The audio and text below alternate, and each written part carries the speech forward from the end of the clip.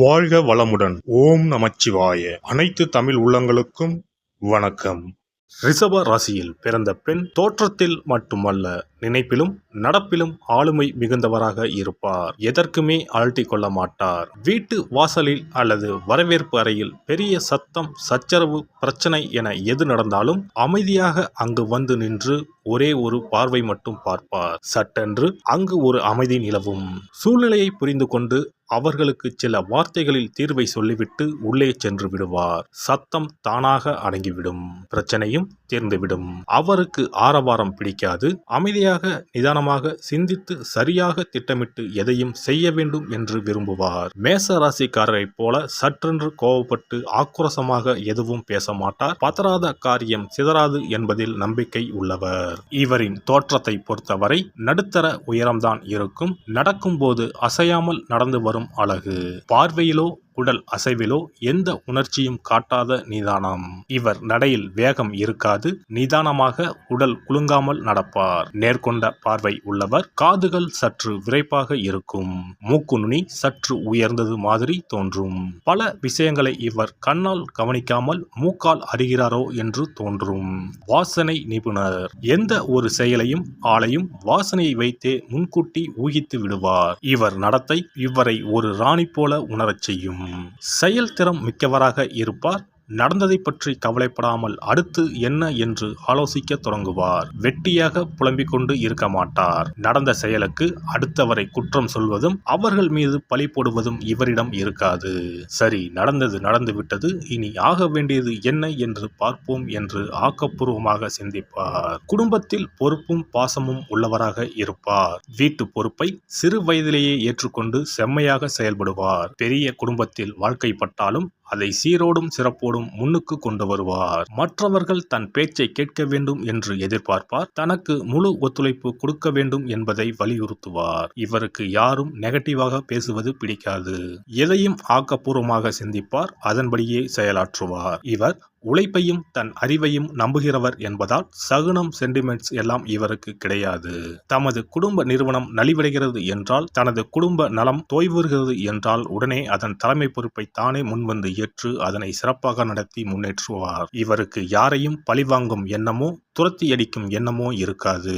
மிகுந்த கருணை உள்ளவர். ஆனால் தானம் தர்மம் நிறைய செய்வார் என்று எதிர்பார்க்க முடியாது. செய்வார், அதுவும் ஒரு அளவுக்குத்தான் செய்வார். ஆனால் நல்ல பல ஆலோசனைகள் சொல்லி சிக்கனமாக வாழும் முறைகளையும் இவர் கற்றுக் கொடுப்பார். எதனையும் அளவோடு செலவழித்து அளவோடு அனுபவித்து வாழக்கூடியவர். இவருக்கு ஃபேன் காற்று கூட வேகமாக வந்தால் பிடிக்காது. மென்மையாக தென்றலை போல காற்று வீச வேண்டும். பல்லை கட்டும் குளிரோ வியர்த்து ஒழுகும் வெயிலோ இவருக்கு பிடிக்காது. வியர்க்காமலும் குளிராமலும் இருக்கும் மிதமான தட்ப வெப்பத்தையே இவர் விரும்புவார். இதனால் இவர் பெரும்பாலும் சுகமான கிளைமேட் உள்ள இடங்களுக்கு சுற்றுலா செல்ல விரும்புவார். கண்முன்னே விரிந்து கிடக்கும் கடலை பார்க்க ஆசைப்படுவார். உயரத்தில் இருந்து கொட்டும் அருவியை பார்க்க ஆசைப்படுவார். கிளி, மயில், சிட்டுக்குருவி போன்ற அழகான பறவைகளை பார்த்தும் ரசிப்பார். பாம்பு, முதலை, காண்டாமிருகம் போன்றவை இவருக்கு பிடிக்காது. வீட்டில் சமைத்த நல்ல சத்துள்ள உணவுகளை உண்பதில் ஆர்வம் உள்ளவர்கள் இவர்கள். சமையலில் கெட்டிக்காரர்கள். சமையலுக்குள் மையலை அடக்கியவர்கள். யாரையும் தன் ருசியான சமையலால் வசியப்படுத்தி விடுவார்கள். தன் கணவனுக்கு அடுப்பாங்கரையே அரண்மனை என்ற எண்ணத்தை ஏற்படுத்தி விடுவார். அடிக்கடி வீட்டில் விருந்துகள் நடக்கும்.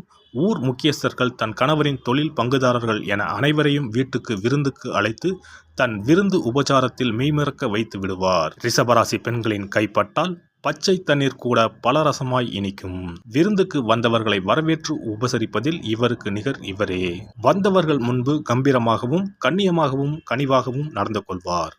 தன்னை யாரும் பொது இடத்தில் உதாசீனப்படுத்திவிடக் கூடாது என்பதில் கவனமாக இருப்பார். தனியாக அழைத்து குற்றங்குறைகளை கூறினால் ஏற்றுக்கொள்வார். ஆனால் பலர் முன்னிலையில் தன்னை குற்றப்படுத்தும் போது திருத்திக் கொள்கிறேன் என்று சொல்ல மாட்டார். அந்நேரம் எரிமலையாக சீறிவிடுவார். இவருக்கு கோபம் வராது. வந்தால் வீட்டில் பிரளயம்தான் நடக்கும். இவர் சாப்பிடும்போது நிதானமாக சாப்பிடுவார். நின்று கொண்டே சாப்பிடுவது, நேரமாகிவிட்டது என்று மடமடவென்று அள்ளி விழுங்குவது இவருக்கு பிடிக்காது. நேரமில்லை என்றால் போகும் வழியில் ரயிலிலோ பேருந்திலோ சாப்பிடுவார். ஆனால் அறக்க பறக்க சாப்பிட மாட்டார். இருப்பதை சாப்பிடுவோம் என்று மிச்ச மீதியை சாப்பிட மாட்டார். எல்லோரும் சாப்பிட்டு முடித்ததும் இவர் 2 தோசையை சுட்டு வைத்துக்கொண்டு அதற்கு தனியாக ஒரு சுவையான சட்னி அரைத்து வைத்துக்கொண்டு நிதானமாக சாப்பிடுவார். உணவுப் பொருட்களை வீணாக்க மாட்டார். இருவர் என்றாலும் 20 பேர் என்றாலும் இவரால் அளவாக சமைத்து அழகாக பரிமாற முடியும். ரிஷபராசி பெண்கள் பெரும்பாலும் அதிக அளவில் படிக்கவோ பட்டம் பெறவோ விரும்ப மாட்டார்கள். அவருக்கு அது தேவையும் இல்லை. சிலர் படிப்பார்கள், ஆனால் பட்டப்படிப்பு இல்லாமலேயே இவரால் ஒரு தொழிலை சிறப்பாக நடத்த இயலும். நடைமுறை யதார்த்தத்தை நன்கு தெரிந்து கொண்டு அதற்கேற்ப குடும்பம் நடத்துவார். தம் தொழிலையும் நடத்துவார். அதையும் சிறப்பாகவே நடத்துவார். எந்த தொழிலை இவர் செய்தாலும் அது நல்ல லாபத்துடன் தான் நடக்கும். அந்த அளவுக்கு சிறப்பாக செய்வார். எனவே அனுபவ கல்வி, இயற்கை ஞானம் போன்றவையே போதும். பட்டப்படிப்பு தேவைப்படாது. அப்படியே படித்தாலும் இவர் படித்தது ஒன்றாக இருக்கும், பார்க்கும் தொழில் வேறொன்றாக இருக்கும். இவர் எந்த நேரத்திலும் தடுமாற மாட்டார், ஸ்டடியாக இருப்பார். இவர் மனதில் சஞ்சலமோ சங்கடமோ இருக்காது. மனதில் தெளிவும் செயலில் உறுதியும் காணப்படும். சிக்கலான சூழ்நிலைகளில் வீட்டில் இருந்தபடியோ வெளியில் சென்றோ வருமானம் ஈட்டி வீட்டினருக்கு கொடுத்து உதவி குடும்ப சிக்கலில் இருந்து மீட்டு வருவார். ரிஷபராசி பெண்கள் தாயாக அல்லது குடும்ப தலைவியாக இருக்கும்போது மிகுந்த கண்டிப்புடன் இருப்பார். இவருக்கு வீட்டில் இருக்கும் பெரியவர் முதல் குழந்தைகள் வரை பயப்படுவார்கள்.